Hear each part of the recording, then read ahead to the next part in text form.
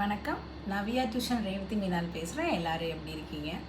இன்றைக்கி நம்ம டிஸ்கஸ் பண்ண போகிற டாபிக் வந்து பார்த்திங்கன்னா, இப்போ டே டு டே ஆக்டிவிட்டீஸில் மோஸ்ட் ஆஃப் த பேரண்ட்ஸ் வந்து எந்த விஷயத்தில் ஸ்ட்ரகிள் ஆகுறாங்க அப்படின்னா, தன்னோட குழந்தை வந்து பார்த்திங்கன்னா லேக் ஆஃப் கான்சன்ட்ரேஷன். அதாவது என்னோடய குழந்தை வந்து படிப்பில் ரொம்ப வந்து கான்சன்ட்ரேஷனே பண்ண மாட்டேங்குது, விளையாட்டுத்தனமாகவே இருக்குது, இல்லை நல்ல ஆக்டிவாக விளையாடுறாங்க, ஆனால் படிக்கணும் அப்படின்னு சொல்லி ஒரு இடத்துல உட்கார வச்சோன்னே எங்கேருந்து தான் அவங்களுக்கு அந்த தூக்கம் வருதுன்னே தெரியலை அப்படின்னு சொல்லிட்டு நிறைய மோஸ்ட் ஆஃப் த பேரண்ட்ஸ் வந்து இப்போ ஸ்ட்ரகிள் பண்ணிக்கிட்டு இருக்கிறது அப்படின்றதே வந்து அவங்களோட குழந்தையோட அந்த படிப்பில் குழந்தை அந்த கான்சன்ட்ரேஷன்லேருந்து டீவியேட் ஆகுது. அப்போ நான் எப்படி வந்து என்னோடய குழந்தைக்கு நான் கான்சன்ட்ரேஷனை வந்து நான் எந்த வகையில் என்னோடய குழந்தைக்கு நான் அதை இம்ப்ளிமெண்ட் பண்ணலாம், எப்படிலாம் நான் இம்ப்ரூவ் பண்ணலாம் அப்படின்னு சொல்லிட்டு நிறைய பேர் கேட்குறீங்க. அதுக்கான வீடியோ தான் இன்றைக்கி நான் உங்களுக்கு டிஸ்கஸ் பண்ண போகிறேன். இப்போ குழந்தையோட ஏஜை பொறுத்து தான் நீங்கள் வந்து எந்த மாதிரி நீங்கள் அதாவது என்ன மாதிரி மெத்தட்ஸ் வந்து கான்சன்ட்ரேஷனை இம்ப்ரூவ் பண்ணுறதுக்கு இம்ப்ளிமெண்ட் பண்ணலாம் அப்படின்னு இருக்குது. ஏன்னா இப்போ நம்ம சொல்லி கொடுக்க போகிற டெக்னிக்ஸ் வந்து பார்த்திங்கன்னா ஒரு ஏஜுக்கு ஒரு மாதிரி இருக்கும்.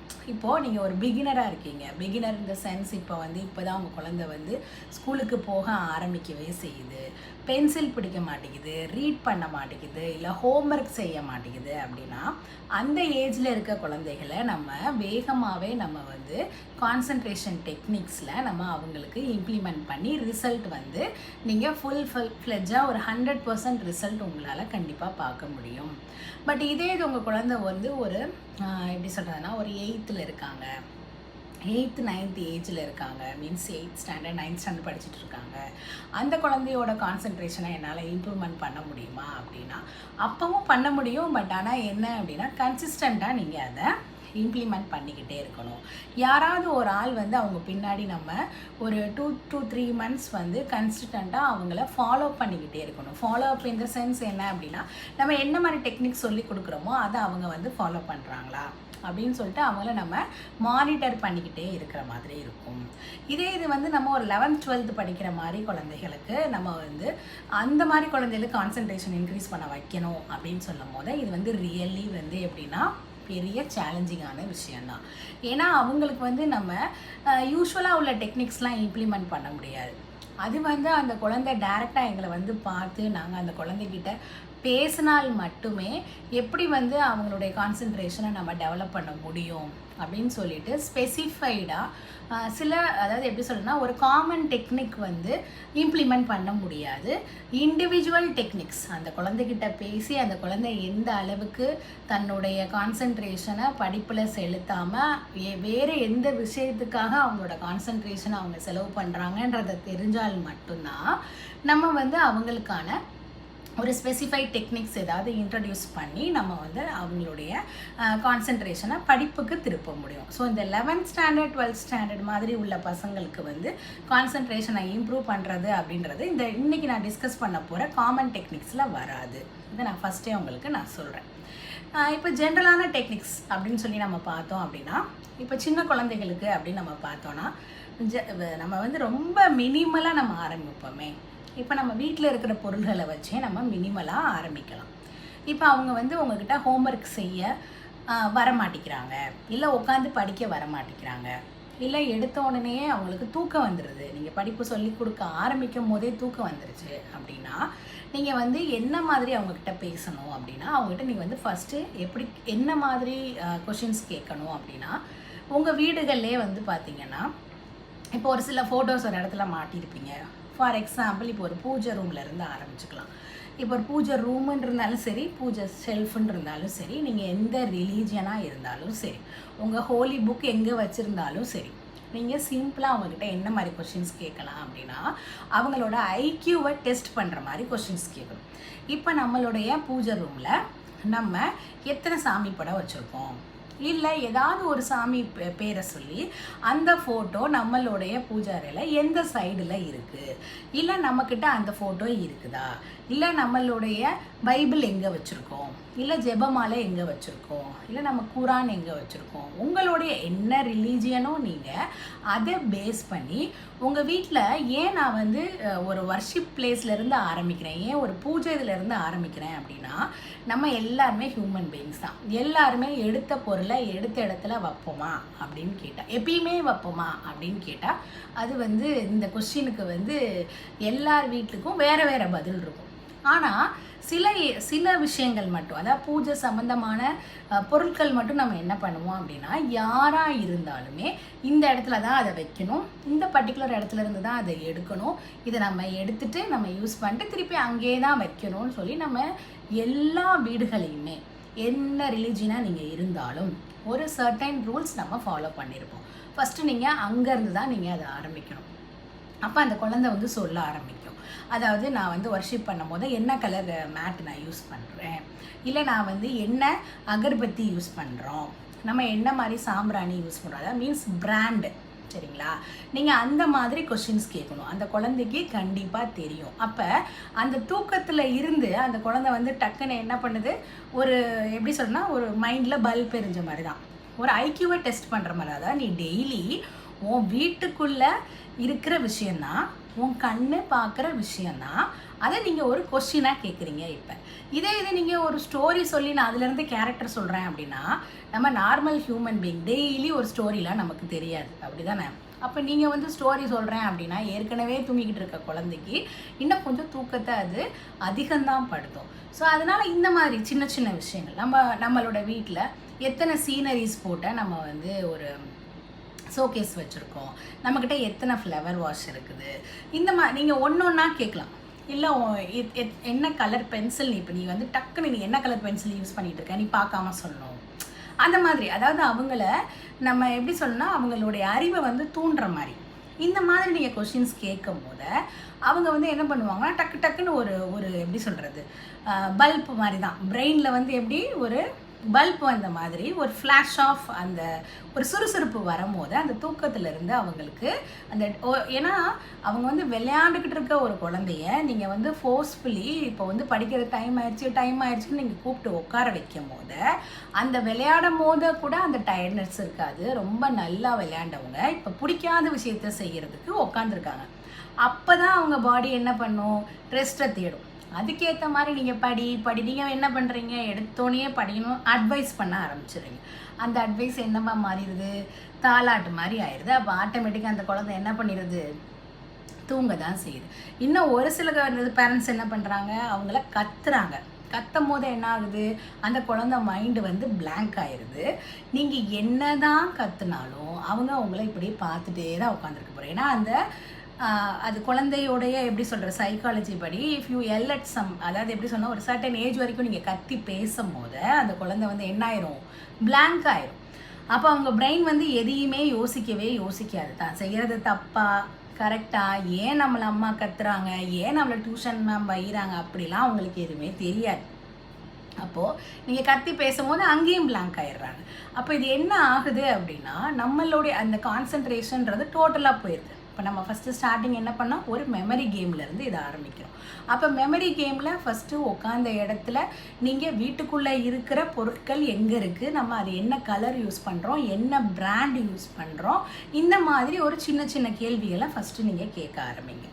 அதுக்கடுத்து என்ன பண்ணுங்கள், இல்லை ரொம்ப ஆக்டிவாக இருக்கிற குழந்தை, அதை நான் ரொம்ப நேரம் என்னால் 1/2 an hourக்கு மேலே என்னால் உட்கார வைக்க முடியலை அப்படின்னு சொன்னால் ஒரு 1/2 an hour, ஒரு 25 minutes, 1/2 an hour கூட வேணாம், 25 minutes ஒரு இடத்துல உட்காந்து ஒரு விஷயத்தை செஞ்சதுக்கப்புறம் நீங்களே என்ன பண்ணுங்கள், ஒரு 5 minutes பிரேக் வந்து அந்த குழந்தைக்கு நீங்களே அவங்களுக்கு வந்து ஆஸ் அ பேரண்ட்டாக அவங்க கேட்குறதுக்கு முன்னாடி நீங்கள் என்ன, இது வந்து ஆக்டிவாக இருக்கிற குழந்தைகளுக்கு சொல்கிறேன், 2 தடவை வீடை வந்து சுற்றிட்டு வா, அதாவது வெளியே ஒரு ஜாகிங் மாதிரி போயிட்டு வா, ரன்னிங் மாதிரி போயிட்டு வா, இல்லைன்னா வந்து என்னென்னா ஒரு ஃபாஸ்ட் வாக் நட, விறுவிறு வேகமாக நடக்கிற மாதிரி, ஆனால் எல்லாமே உங்கள் பார்வையிலேயே தான் இருக்கணும்.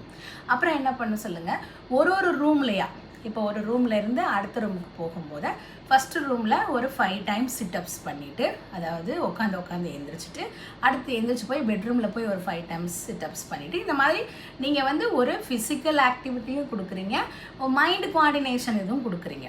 ஏன் இந்த மைண்டு கோஆர்டினேஷனும் சேர்த்து சொல்கிறேன்னா, நீங்கள் சொல்லும் போதே ஒரு டாஸ்க் வந்து செட் பண்ணுறீங்க. என்ன அப்படின்னா, 5 தடவை நீ வந்து ஊக்கி போடுற மாதிரி உட்காந்து எழுந்திரிச்சிட்டு நீ நடந்து போய் அடுத்த ரூமில் போய் நீ திருப்பி 5 தடவை இதை செய்யணும். பட் இதெல்லாம் யார், நீங்கள் தான் வந்து மானிட்டர் பண்ணணும். இந்த மாதிரி நீங்கள் யோசிக்கணும். இப்போ இன்னொன்று வந்து லெஃப்ட்டு கையை வச்சு ரைட் சைடு நீ, அதாவது முட்டி, அதே மாதிரி ரைட் கையை வச்சு லெஃப்ட் சைடு முட்டி, இதை ரெண்டுத்தையும் நீங்கள் மாற்றி மாற்றி ஒரு டான்ஸ் ஸ்டெப் மாதிரி இப்போ வந்து ஆப்போசிட் இதில் நீங்கள் தொடணும். ஆனால் வந்து எப்படின்னா இது ஒரு அவங்களுக்கு ஒரு கேம் மாதிரி இருக்கும். தென் ஏன்னா எப்போ பாரு சிட்டப்ஸும் நம்ம போட முடியாது, அப்படி தானே? ஸோ இது மாதிரி நீங்கள் சின்ன சின்ன ஆக்டிவிட்டீஸ் நீங்கள் வந்து ரொம்ப ஹைலி ஆக்டிவாக இருக்கிற குழந்தைய ரொம்ப நேரம் உட்காந்து படிக்க வைக்க முடியாது. அதனால ஒரு 25 மினிட்ஸ் ஒரு தடவை 5 மினிட்ஸு நீங்கள் பிரேக் கொடுக்கணும். சரி, இது சின்ன குழந்தைகளுக்கு பண்ணலாம். இப்போ 8th 9th 10th உரிய அந்த மாதிரி ஏஜில் உள்ள குழந்தைகளுக்கு பண்ணணும் அப்படின்னா அதை நான் எப்படி பண்ணுறது அப்படின்னா, நீங்கள் அவங்களுக்கு வந்து என்ன பண்ணுங்க அப்படின்னா, அதாவது ஒரு பசில்ஸ் மாதிரி, பசில் இந்த சென்ஸ் நம்ம இதுக்காக போய் தனியாக பசில் வாங்கிட்டு வந்து, அதாவது ரொம்ப காம்ப்ளிகேட்டடான பசில்ஸ் வாங்கிட்டு வந்து நான் செய்ய வைக்கிறேன் அப்படின்னா, இங்கே ஹோம்ஒர்க் செய்கிறதுக்கும் படிக்கிறதுக்குமே நேரம் இல்லை, அசைன்மெண்ட் எழுதுறதுக்கும் நான் எப்படி பசில் செய்கிறது அப்படின்னா அந்த மாதிரி கிடையாது. நீங்கள் என்ன பண்ணுங்க அப்படின்னா, அவங்களுக்கு எதெல்லாம் ஆர்வம் அதிகமாக இருக்கும், இப்போ ஒரு வீடுகதை மாதிரி இல்லை அப்படின்னா ஏதாவது ஒரு அவங்களுக்கு பிடிச்ச ஒரு பெண்ணோ ஒரு பென்சிலோ, இதை நீங்கள் என்ன பண்ணுங்க அப்படின்னா வந்து ஹைடு பண்ணி வச்சுருங்க. ஹைடுனா என்னது, மறைச்சு வைக்க போகிறீங்க. அதாவது நம்ம ஹைட் அண்ட் சீக் விளையாடுவோமே, நம்மளோட வயசுக்கு பேரண்டோட வயசுக்கு குழந்தை வந்து ஏற்கனவே படிக்காமல் இருக்குது, அந்த குழந்தைகிட்ட நீங்கள் அன்பாக பேசுங்க விளையாடுங்கன்னு சொன்னால் ப்ராக்டிக்கலாக எந்த பேரண்ட்னாலும் பண்ண முடியாது, கோவம் தான் வரும். அப்போ நம்ம என்ன பண்ணலாம் அப்படின்னா, அவங்களுடைய பொருளே வந்து நம்ம ஒரு பெண்ணோ ஒரு பென்சிலோ அவங்களுக்கு பிடிச்சது இல்லை அவங்க வச்சுருக்கிறத என்ன பண்ணுங்கள், நீங்களே உங்கள் வீட்டுக்குள்ளே ஏதாவது ஒரு இடத்துல ஹைட் பண்ணி வச்சுட்டு நீ போய் இப்போ அதை கண்டுபிடிச்சிட்டு வா, உனக்கு 5 மினிட்ஸ் டைம், உனக்கு 10 மினிட்ஸ் டைம். ஆனால் அவங்க படிக்கிற இடத்துல நீங்கள் கண்டிப்பாக உட்காந்துருக்கணும். உங்களுடைய மொபைல் கூட என்ன இருக்கணும், ஒரு மெசேஜ் நோட்டிஃபிகேஷன் கூட வரக்கூடாது. ஏன்னா அவங்க வந்து எப்படின்னா கிட்ஸ் கிடையாது, அவங்க வந்து டீனேஜே என்டர் ஆகிருக்கிற டீன்ஸ் அவங்க, அப்படி தானே? அதாவது 12 இயர்ஸ் 13 இயர்ஸ்ன்றதெல்லாம் டீன். அப்போ டீனேஜில் இருக்கும் போது அவங்களுடைய பார்வைக்கு எப்படி இருக்குன்னா, நம்மளை படிக்க சொல்லிட்டு நம்ம அம்மா மொபைல் பார்க்குறாங்க, நம்ம அப்பா மொபைல் பார்க்குறாங்க, ஒரு நோட்டிஃபிகேஷன் சவுண்டு வந்த உடனே அந்த கான்சன்ட்ரேஷன் வந்து இதாகும். அப்போ அந்த நேரத்தில் நீங்கள் சைலண்ட் மோடில் தான் நீங்கள் போட்டாகணும், வேறு வழி கிடையாது. அப்போ நீங்கள் என்ன பண்ணுங்க அப்படின்னா, நீங்கள் ஒரு கதை புக்கை வச்சுட்டு அவங்க முன்னாடி உட்காந்து ரீட் பண்ணால் கூட, நீங்கள் கதை ரீட் பண்ணுறீங்க, அதில் வந்து இன்ட்ரெஸ்டிங்காக இருக்குது, என்னோடய புக்கை நீங்கள் ரீட் பண்ணலை, என்னோடய புக்கை ரீட் பண்ணி பார்த்தா தான் உங்களுக்கு தெரியும் ஏன் எனக்கு தூக்கம் வருது அப்படின்லாம் பேசுகிற குழந்தைகள்லாம் நிறைய இருக்காங்க. ஸோ அதனால் நீங்கள் என்ன பண்ணுங்கள், ஐடியெல்லாம் நீங்கள் உட்காந்துருக்கிற மாதிரி தான், பட் ஆனால் நாட் மோர் தேன் 1 hour. 1 hourன்றதே அதிகம்தான். இப்போ படிக்கிறது, ஒரு கான்செப்டை படிக்கிறதுக்கு சில பேர்லாம் சொல்லுவாங்க, என் பையன் காலையில் எந்திரிச்சு 2 hours படிக்கிறான், ஈவினிங் வந்து 3 hours படிக்கிறான், ஆனால் மார்க்கே வர மாட்டேங்குது. அவன் படிக்கிறான்னு நீங்கள் பார்த்தீங்களா? அவன் உட்காந்துருக்கான்.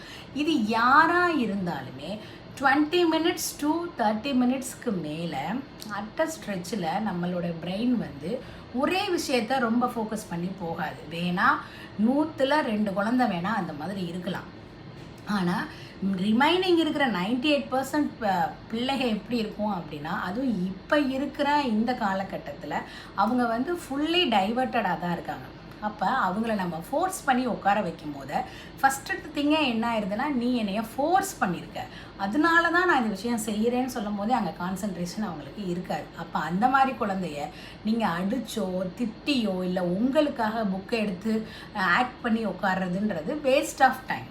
அப்போது நீங்கள் வந்து மேக்ஸிமம் நான் அவங்களுக்கு தனி ஒரு ரூம் நான் வந்து ஏற்பாடு பண்ணி தந்திருக்கேன், அந்த இதில் எந்த கேஜெட்ஸும் இல்லை, எந்த சவுண்டும் இல்லை, கதவை அடைச்சிட்டு படி அப்படின்லாம் சொல்லவே சொல்லாதீங்க. அவங்க எங்கே ஓப்பன் பிளேஸில் உங்கள் வீட்டில் எது சத்தமான இடம், ஹாலு, அப்போ அங்கே தான் உட்காந்து படிக்கணும், இல்லை வெராண்டா, அப்போ அங்கே தான் உட்காந்து படிக்கணும். ஏன்னா அவங்க வந்து அமைதியான இடத்த தேடி போனாங்கன்னா என்ன ஆகும், மைண்டு ஆட்டோமேட்டிக்காக தூக்கம் தான் வரும்.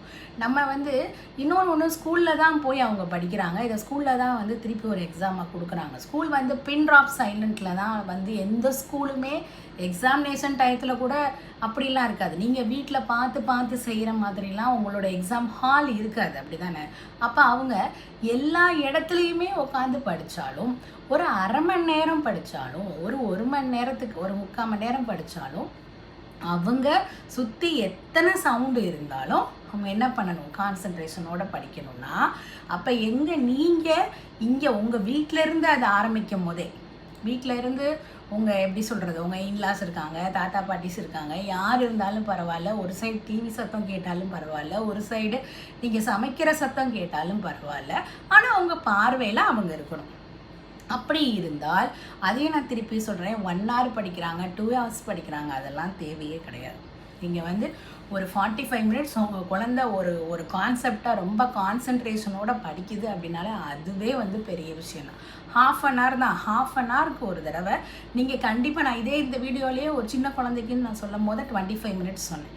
இப்போ பெரிய குழந்தைகளுக்கு அப்படின்னு நம்ம சொல்லும் போது 30 to 35 minutes தான், நாட் மோர் தென் தட். நீங்கள் என்ன பண்ணுங்கள் அப்படின்னா, இந்த மாதிரி ஏதாவது ஒரு ஹைட் அண்ட் சீக் மாதிரி அவங்ககிட்ட வச்சு அதை எடுத்துகிட்டு வான்னு சொல்லுங்கள். இல்லை அப்படின்னா நீங்கள் வந்து செஸ் விளாட தெரியும்னா ஒரு மூவ் பண்ணி வச்சுட்டு போங்க. கேரம் போர்டு விளையாட தெரியும்னா இந்த காயினை நீ வந்து பாக்கெட் பண்ணிட்டு போ அப்படின்னு சொல்லுங்கள். இந்த மாதிரி அவங்களுக்கு பிடிச்ச விஷயங்கள், இல்லை ஒரு கார்ட்ஸ் தான் அவங்க குழந்தைக்கு விளையாட தெரியுமா, தாராளமாக ஒரு ப்ளே, அதாவது அது ஆஸ்னாலும் சரி, ஒரு ரம்மினாலும் சரி, அவங்களுக்கு என்ன பிடிக்குமோ அது எல்லாமே. இப்போ கேம்ஸ் அப்படின்னு நம்ம சொல்லும் போது கேஜெட்ஸில் விளையாடுற கேம்ஸை தவிர ஃபிசிக்கலாக இன்டோரில் விளையாடுற, வீட்டுக்குள்ளே விளையாடுற எல்லா கேம்ஸுமே மெமரி கேம்ஸ் சம்மந்தப்பட்டது தான். ஸோ நீங்கள் அந்த மாதிரி அவங்கள டைவர்ட் பண்ணலாம். ஸோ இந்த மாதிரி நம்ம கொஞ்சம் கொஞ்சமாக இன்னும் நம்ம ஃபர்தர் வீடியோஸில் உங்களுக்கு சில டெக்னிக்ஸ் நான் சொல்லி கொடுத்துக்கிட்டே இருக்கேன். இதை நீங்கள் என்ன பண்ணுங்கள் அப்படின்னா, உங்கள் குழந்தை மேலே நீங்கள் இம்ப்ளிமெண்ட் பண்ணி பாருங்கள். கண்டிப்பாக கான்சன்ட்ரேஷன் அப்படின்றது, இன்றைக்கி நான் அதை இம்ப்ளிமெண்ட் பண்ணேன், நாளைக்கு என் குழந்தை அது சரியாயிருமா அப்படின்னு கேட்டிங்கன்னா, அதுக்கு வந்து எந்த ஒரு சைக்காலஜிஸ்டாலையும் அவங்க வந்து எப்படி சொல்கிறது 100% அஷூரன்ஸ்லாம் கொடுக்க முடியாது. அது ஏன் அப்படின்னா, பை ப்ராக்டிக்கலாக, பை கன்சிஸ்டண்ட்டாக நம்ம ஒரு விஷயத்தை என்ன நம்ம திருப்பி பண்ணுறோமோ அதுதான். திருப்பி உங்ககிட்ட நான் சொல்கிற விஷயம் என்ன அப்படின்னா, என் குழந்தை படிக்கிறதுக்காக நான் என்னோடய ரூமில், அதாவது எங்கள் வீட்டில் நான் ஒரு தனி ரூம் கொடுக்குறேன், அவங்கள ஐடியலாக நான் வைக்கிறேன், அப்போ தான் கான்சன்ட்ரேஷன் வரும் அப்படின்னு மட்டும் இது வரைக்கும் நீங்கள் அந்த மாதிரி இருக்கிற பேரண்ட்டாக இருந்தால், இந்த வீடியோ பார்த்ததுக்கப்புறம் அதை மட்டும் செய்யாதீங்க. உங்கள் குழந்தை வந்து எல்லா சத்தமும் அது காதுக்குள்ளே போகணும், சுற்றி நடக்கிற எல்லா விஷயத்தையும் அது பார்க்கணும். அந்த நேரமும் அவங்க படித்தா மட்டும்தான், ஒரு எக்ஸாம் ஹாலில் உட்காந்துருக்கும் போது ஏதோ ஒரு எப்படி சொல்கிறது, ஜன்னல் வழியாக பார்த்துட்டு இருந்தேன், எனக்கு டைம் ஆனதே தெரியவே இல்லை, டக்குன்னு டைம் முடிஞ்சிருச்சு அப்படின்னு, நான் எக்ஸாம் அதனால சரியாக பண்ணலை அப்படின்னு சொல்கிற குழந்தைகள் நிறைய இருக்காங்க. இன்னும் எக்ஸாம் டைமில் இன்னும் என்னென்ன மாதிரி டிஃபிகல்ட்டிஸ்லாம் அவங்க ஃபேஸ் பண்ணுறாங்க அப்படின்றத நெக்ஸ்ட் வீடியோவில் பார்க்கலாம். நாளைக்கு ஒரு நல்ல வீடியோவில் சந்திக்கலாம். தேங்க்யூ.